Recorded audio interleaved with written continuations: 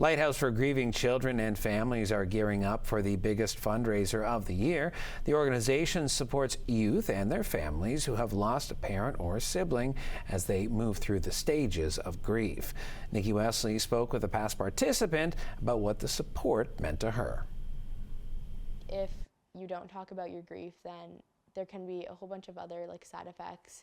I noticed that I was just more withdrawn from my friend group and everything when it first happened, and I felt like nobody understood anything I was going through.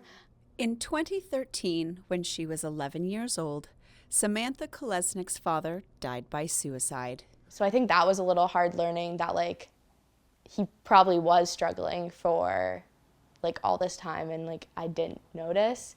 So I put that on myself a lot. Just because I was oh, could there have been something that I could have done, or maybe if we'd stayed home, something would have been different.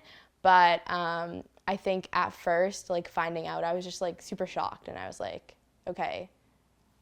But then I wanted to move right past it. I was I want to go to soccer in 2 days. I played rep soccer, so I was I want to go to soccer practice. I want to go back to school on Monday. I just kind of wanted to shut it out for a little bit, just because I didn't know how to process things. After that, my mom was seeking help. She tried enrolling us in therapy, just individual therapy, and I was super closed down. I didn't want to talk to anybody, and she was okay, well, we need to get you, help.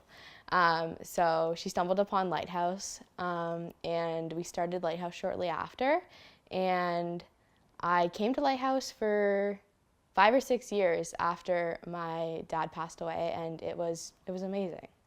Samantha loved the fact she didn't have to talk. It took more than a year for her to start to open up to her group.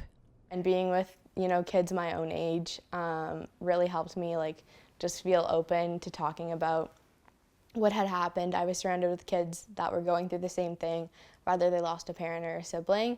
And I think it was also very helpful that we had amazing supports within the Lighthouse with the parent group for my mom. They helped her give us support and provide just clarity about the stuff that we were doing is normal, and supporting children that are grieving while you're also grieving.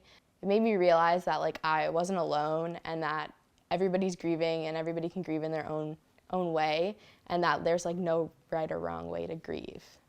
Last year, Lighthouse for Grieving Children and Families supported 400 participants. It had such a profound impact on Samantha's life that she is now giving back as part of the Youth Advisory Committee. She will also be speaking later this month at their annual fundraiser. The Run for Lighthouse is on May 31st. And it's going to be at Spencer Smith Park in Burlington this year. And it is our biggest fundraiser here at Lighthouse, and it raises about $250,000, which is about a quarter of our budget. And it's an amazing run to witness, 1,100 people coming out to support grieving families is absolutely incredible. It's very emotional. And it also happens to be the largest fun run in Halton. For Halton News, I'm Nikki Wesley.